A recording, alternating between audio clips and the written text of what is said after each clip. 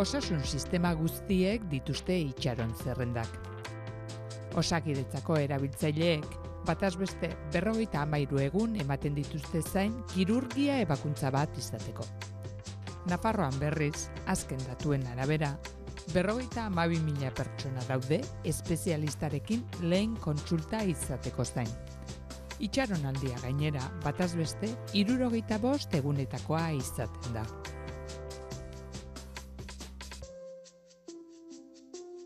Nafarroako Unibertsitate Publikoko ikertzaile talde honek, osasun zerbitzuen itxaronaldiak gutxitzeko lanean hilabeteak eman ditu. Faster izeneko sistema izan da haien lanaren emaitza.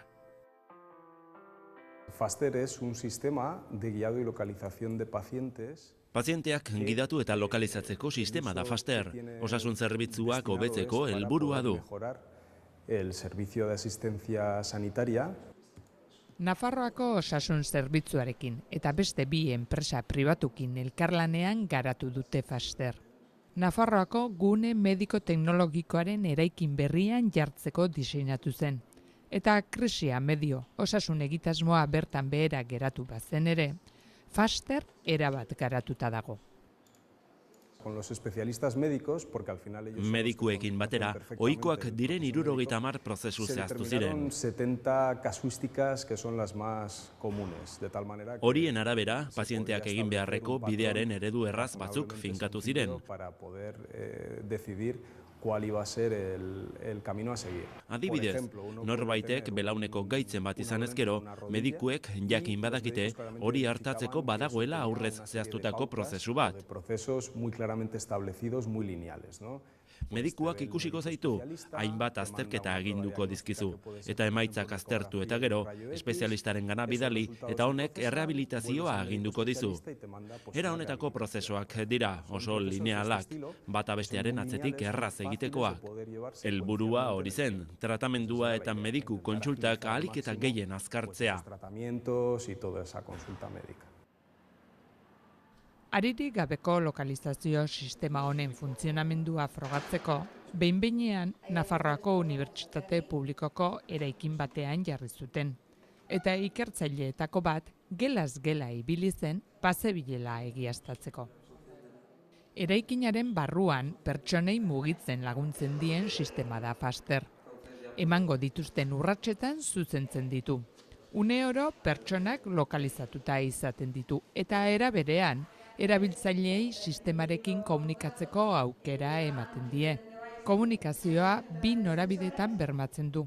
Hori da sistemaren bereizgarri nagusietako bat. Para poder llevar a cabo todo Prozesuak kudeatu ahal izateko bi geruza ezberdin daude. Batetik, elementu fisikoak edo hardwareak daude, lokalizazio eta gidaritza lanak egiten dituzten gailuak. Bestetik, software geruza dago. Honek, prozesuak kudeatu eta aginduak ematen ditu, eta gailu fisikoekin elkar eraginez, erabiltzaileari esango lioke zein kontsultara joan behar duen, edo zer mediku prozesu bete behar duen une zehatz batean. Sistemak funtziona dezan, erabiltzaileek gailu eramangarriak soinean izan behar dituzte. Gailuek kalkulatuko dute eraikineko zein lekutan dauden, baina horretarako horman jarritako gailuekin, routerrekin, elkar eragin behar dute. Horiek, koordinatzaile funtzioak betetzen dituen beste gailuari igorriko diote seinalea, eta azken honek ordenagailuari. Ordenagailuan puntutxo baten bidez irudikatuko da eraikinean zehar mugitzen ari den pertsona. Gailu honen eta routerren artean pakete bat bidaliko dugu. Routerrek zera esango diote, zure paketea potentzia honetara iritsi zait. Potentzia horrekin eta routerraren kokalekuarekin gailu eramangarria gai da bere kokalekua kalkulatzeko. Zenbat eta router gehiago izan, zehaztasuna gero eta handiagoa izango da. Gailu guztien eta softwarearen komunikazioa bermatzeko Zigbee teknologia erabili da. Zigbee teknologia aririk gabeko teknologia bat da, Bluetooth edo Wi-Fi bezalakoa, baina orain arte hain ezaguna ez dena. Eta bestekin konparatuz, kontsumo gutxiko teknologia da, milaka elementu jar daitezke sare berdinean, adibidez Bluetooth konparatuz, Bluetoothek bakarrik 8 elementu baimentzen ditu. Gailuen oinarrizko diseinua egin den arren, guztiak eskalagarriak dira. Hau da, etorkizunean garatzeko aukera ematen dute. Pantaila jarri dakieke, interneterako sarbidea edo beste aukeraren bat. Softwarearen diseinua ere oinarrizkoa da. Guk garatu dugun softwarea nahiko sinplea da, bakarrik frogak egiteko balio izan du. Etorkizunean jarriko balitz, pixka gehiago garatu beharko litzateke. Batez ere, beste sistema batzuk integratu nahi baldin baditugu gure ari gabeko sistema berdinean. Erabiltzaile asko dituen eraikin batean, pertsonen joan etorriak kudeatu eta haiekin harremanetan jartzeko aukera eskaintzen duen sistema, eraikinetan jar daitezkeen kudeaketa sistemekin, hau da, sistema domotikoekin bateragarria da. Eta osasun arlotik kanpo ere erabiltzeko aukera ematen du.